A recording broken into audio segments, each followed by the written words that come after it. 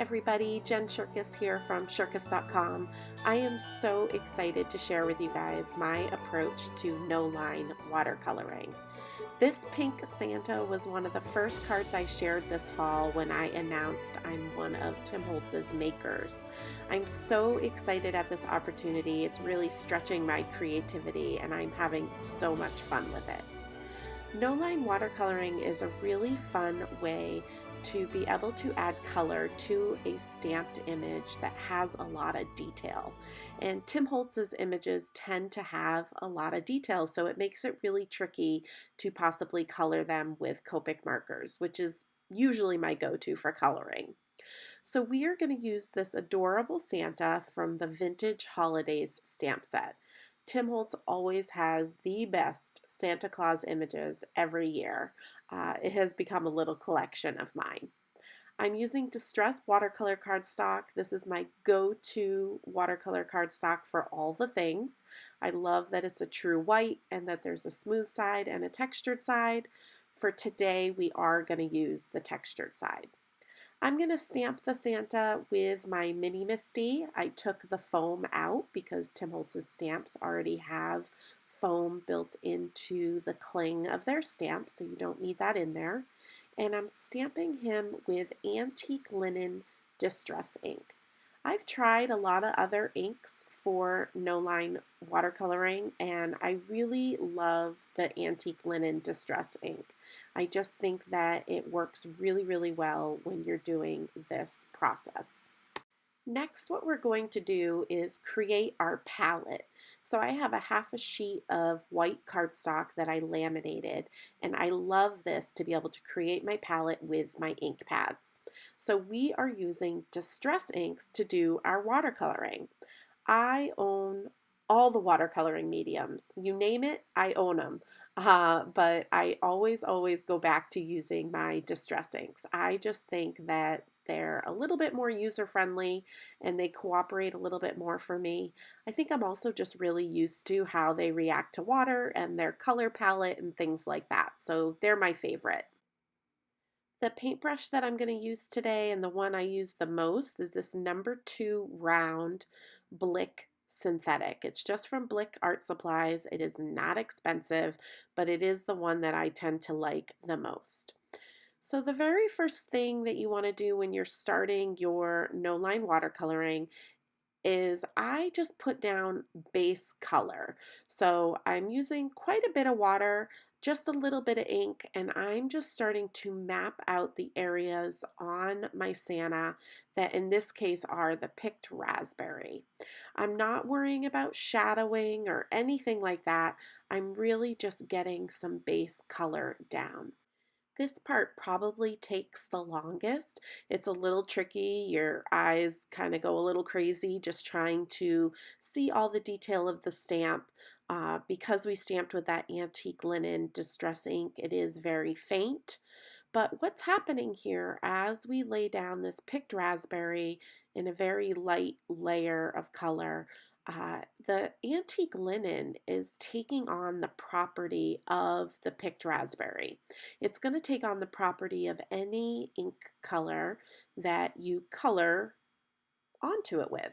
So that's what essentially gives you that no line look. Okay, so a lot of the times when people see no line coloring images, they're immediately intimidated and they're like, oh my gosh, I could never do that. But honestly, it's pretty magical when you do it with like the antique linen distress ink because it's kind of doing all the work for you. So I'm still just going around trying to find all the little pink areas here in the Santa Claus. And so I guess I should probably explain. Obviously, this holiday card is very non-traditional. We've got hot pink, lime green, rockin' here on the Santa, and I love to use non-traditional colors for my holiday cards. I don't know if it's just because I've been hand making my holiday cards for so long or I just like to do something a little different. I'm not quite sure, but I do know that if somebody were to get this hot pink, bright, cheery card in the mail for me in December and they live in one of those areas that are gray and bleak in December, it's going to brighten their day. And that's all that matters. So I apologize when I just brought the Santa up to the camera for you guys to be able to see the detail. It is now a little blurry back on screen, so I will be fixing that in just a minute. But now that I have my base color of picked raspberry down, I am now going in and adding a little shadow. Now, the stamp already has all of these fabulous shadow lines, and that's pretty much what I'm following. And you can look at your actual stamp, you can obviously see the stamped lines, but I would just tell you that every little shadow, every little detail on that stamped image doesn't need to be magnified or, darkened. I'm just kind of pick and choosing. And when I'm adding shadow, I want a little less water on my brush. So what I'm doing is I'm actually dipping the water brush in the water, tapping it on my hand. This kind of lets me feel just how much water I have on my brush.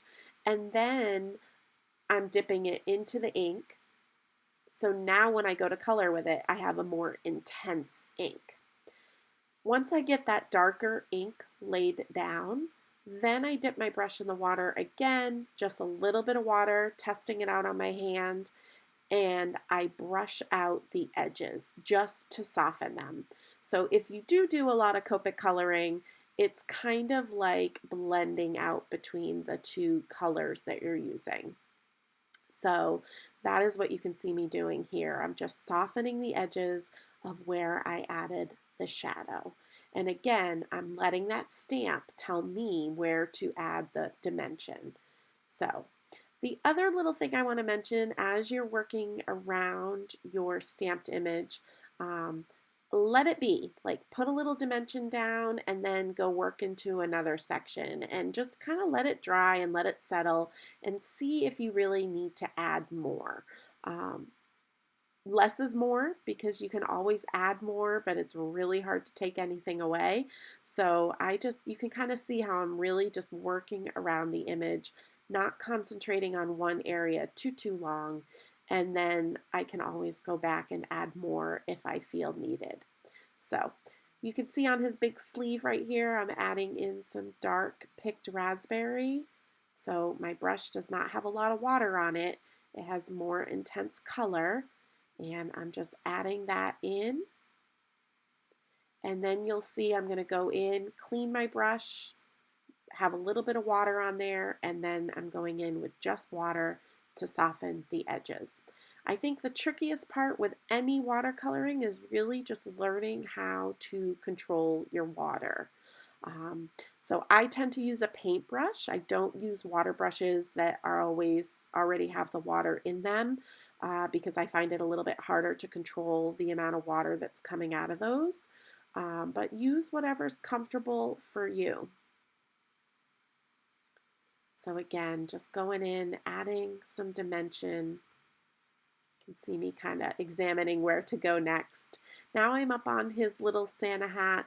The other little tip too, as you can see, I'm doing all of my picked raspberry areas first.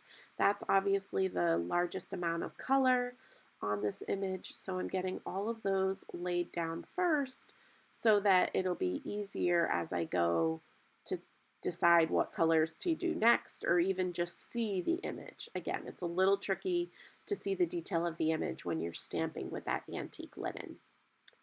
So now I've cleaned my brush and I've decided I'm going to go in with black soot next, and I'm going to start to color his boots.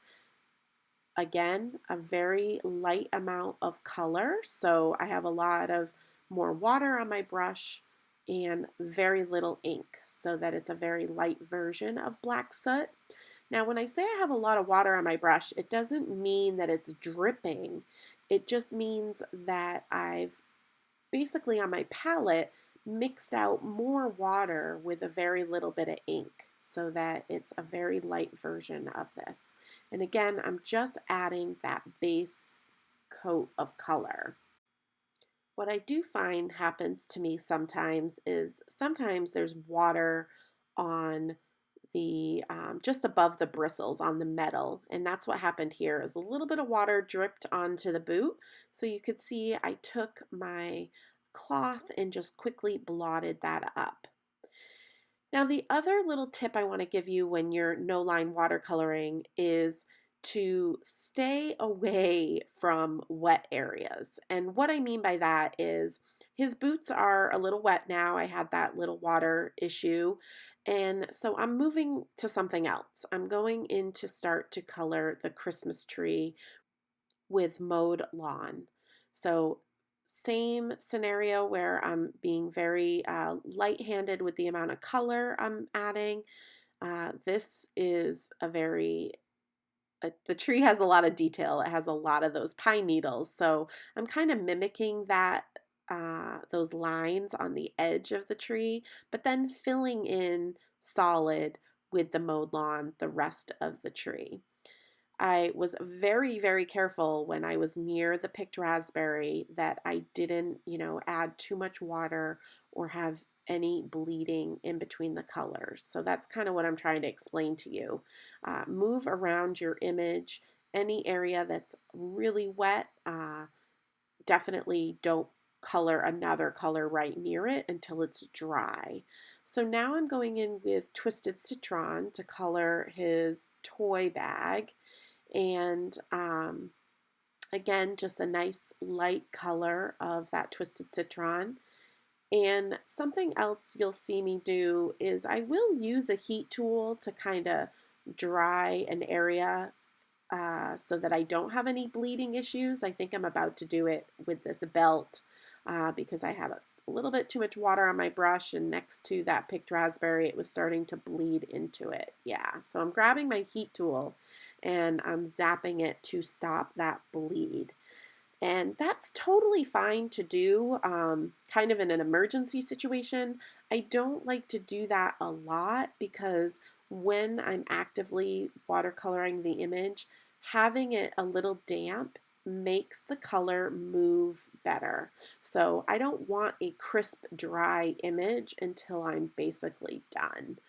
But again, I was having a little issue with the black soot bleeding up into the picked raspberry, which those two colors are so drastically different, that was going to be a major issue. So to fix that, I just quickly heated it with the heat tool. So now I'm just coloring in his belt with the black soot. Again, a little bit of a light color of that black soot. And now you can see I'm going back into that black soot to color his gloves. So like I mentioned, I previously designed this card, posted this card, and a lot of you guys have asked me to do a tutorial on no line watercoloring. So that is where we are today. But the beauty of that is I'm able to kind of switch up a few things from my originally posted card. So I originally had his gloves be Twisted Citron, but I decided I wanted him to have black leather gloves this time. So now I'm going to go into his boots and add some definition. So my paintbrush does not have a lot of water on it. It has more intense color of that black soot. And I'm using the lines and the details that are in that stamped image to show me where to do the shadowing. And again, just don't do it all, just do some of it. Keep it simple. This stamped image has a lot of lines and a lot of detail, which is beautiful. But when you start to try to fill in all of that, it just gets a little complicated. So I like to simplify it a little bit and just pick and choose where I'm adding the shadow and where I'm not.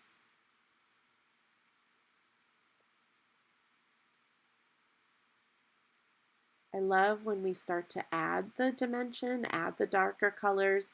It really starts to bring this stamped image to life. So another new addition to this card is I'm going to use some Rustic Wilderness, because why not, right? The newest color in the Distress line. I just keep using it on everything because I love it, and where has it been our whole life? So here I'm just adding some rustic wilderness down the center of the tree and kind of just drawing that out in those pine needle type fashion on the edges. I'm also choosing to just color the stump of the tree, the rustic wilderness. I didn't really want to introduce a brown color. This card is so bright and so cheery, and I just kind of wanted to keep it simple and not introduce another color, and I just really didn't want brown on this card. So now I'm going back in and adding a little bit of water just to blend out that rustic wilderness into the mowed lawn. And now on the toy bag, I'm going in with mowed lawn to do the shadow. So the toy bag was originally colored with the Twisted Citron, and now to add the definition, I'm going in with mowed lawn to add that detail. Again, on my previously released card, I didn't do this. I just did a darker version of Twisted Citron, and that was totally fine, and it looked really cute. I'm just kind of switching things up a little bit this time. I'm blending in between the lines now with just a little bit of water on my brush. The beauty of the distress inks is they do react to water, so you're able to really move the inks with some water, and they also blend together really, really nicely.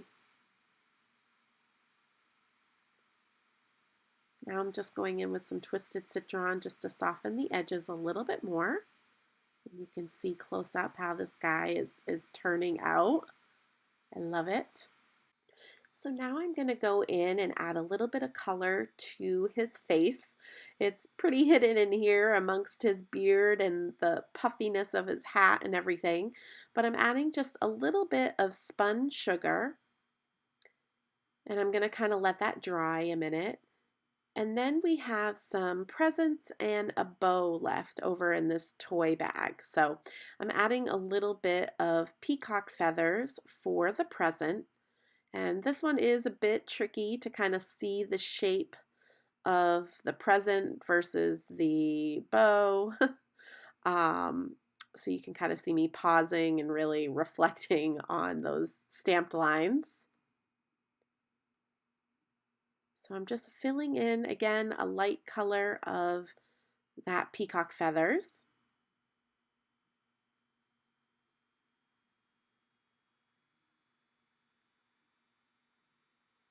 Getting that base color down. And now I'm just going in with a little bit more intense color and just really kind of adding some definition around the bow. Not really paying attention to the shadow lines on the stamped image, but more so just defining that bow shape.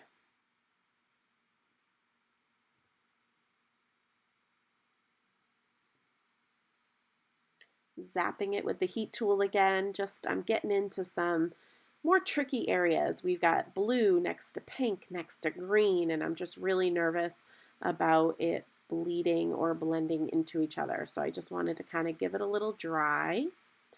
And now I'm using a little bit of worn lipstick to rosy his cheeks.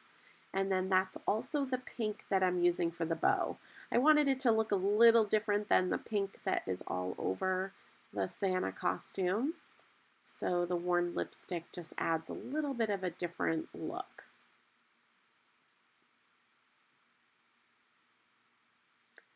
His rosy cheeks were a little too rosy, so what I'm doing is I added just a droplet of water to each of those little circles I put on his cheeks, and then I'm heating it. And so because the water reacts with the Distress ink, it's going to kind of take away some of that color and just give it a really nice rosy look. Again, I use that heat tool where these areas are so small and I'm nervous about colors bleeding. I use the heat tool before I'm going in now to add definition to the bow. So darker amounts of the worn lipstick. I'm not really needing colors to blend together, so it was okay using that heat tool in that instance. So softening his rosy cheeks with a little bit of spun sugar on the edges. And then heating it once again.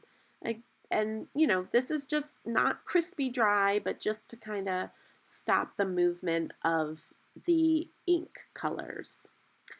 And now I'm actually doing another different thing than I did last time. I'm kind of getting myself some gray ink from the black soot. So a lot of water, not a lot of ink. And I'm going in and just adding a little bit of definition to his beard. Basically, I'm just going around the outer edges of it, and then there is a little bit of shadow lines on the stamped image, so I'm just kind of coloring in a little bit of those with this very, very light gray that I'm creating from the black soot distress ink. Now I'm going in with some clean water to just soften those edges.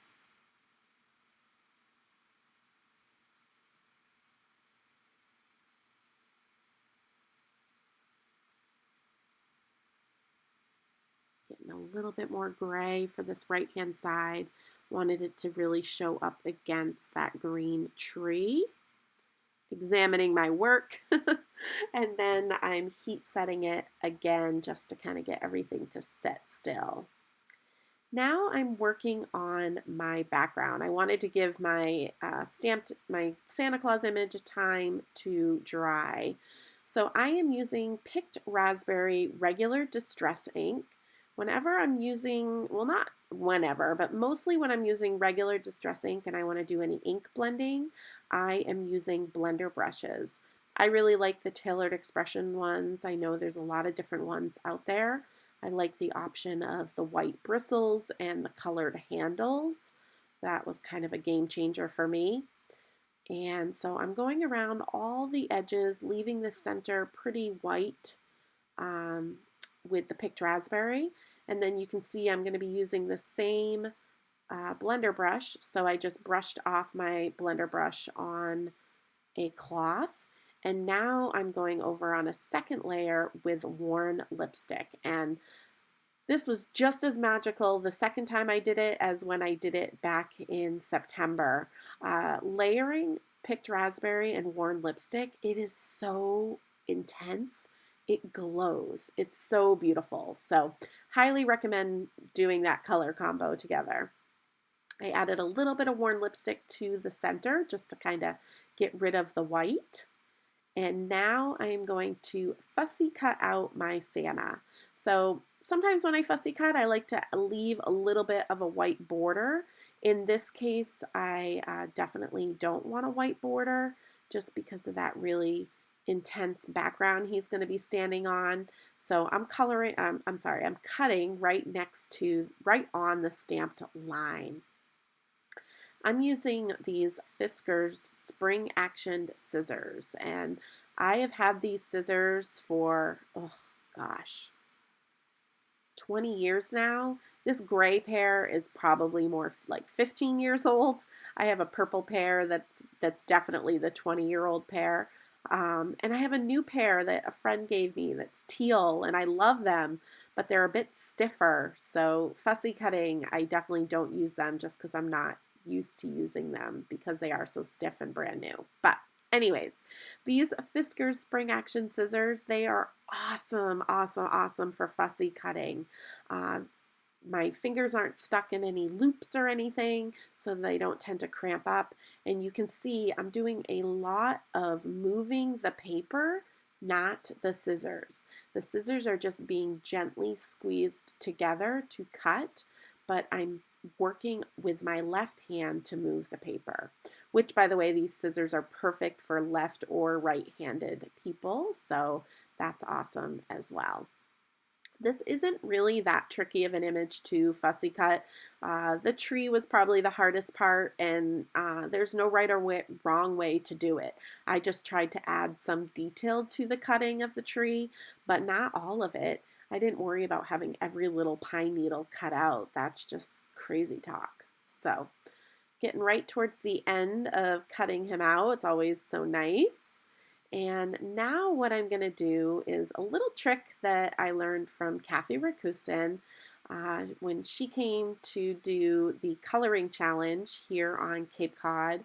I did some demoing of no-line watercoloring with distress inks while she was demoing all of her magical, amazing Copic coloring techniques. She just blows my mind. But anyways, something that she does often with Copic coloring and watercoloring is after she's done is she just goes in with some colored pencils and with a really nice sharp tip. That's one of her little tricks, is if you think your pencil's sharp, sharpen it some more. She adds some detail on the already on the places that we added definition with the darker watercoloring. So I'm just doing that as well, going in with some darker pencils and adding some lines and some little stroke marks. Again, just adding some definition here and there. And it's tricky to see on camera or in a photo, but in person, the difference that it makes is really very awesome. So, all right. We're going to set him here in our Misty. I'm just trying to figure out how much space he's going to take up. I want to add Merry and Bright. The card that I created this fall, the Santa went quite off the edge. And this guy, I want him to kind of be a little bit more in frame so I can make sure I can pop him in an envelope and mail him to a friend. I started by stamping Merry and Bright with worn lipstick Distress Oxide, and I realized that was not bright or dark enough, so I went over it again with the Picked Raspberry Distress Oxides. I love, love, love stamping with Distress Oxides. I think it gives you an awesome palette of colors to choose from, and they stamp beautifully because they're that mix of ink, regular water-based ink and pigment ink. So now I just use that little sprinkle stamp from the Vintage Holiday set. Oh my gosh, it's the perfect sprinkle stamp, by the way. I can already tell that I'm going to be using it a lot, and I stamped that with Festive Berries. And by the way, Merry and Bright is from the Bold Tidings #2 set. There's 4 of these sets this year, and I love them all. They give a really nice, bold greeting on a card, and the graphic designer in me is just in love with them. So now this part of the card is basically glitter all the things with all the different glitters. So I'm using my Quickie glue pen. I added a little bit of glue to his belt buckle, and then this is the Platinum Distress Glitter. And now I'm using my Quickie glue pen to fill in the word bright. It's a nice, bold, solid letter, very, very easy to trace. And so I'm tracing it with that Quickie glue pen and filling it in with this Platinum Distress Glitter. I love it. Love it, love it. I love blinging and glittering all of the things. So once I get this all glittered, what I'm going to do is use some Lawn Fawn Prisma glitter. And I'm going to add a little bit of sparkle to that bow on his present. I wanted it to look a little different than everything else. And now I'm kind of figuring out where he's going to stand. He's going to stand right on this word Merry. So I'm cutting some 3M foam tape to pop him up off the card.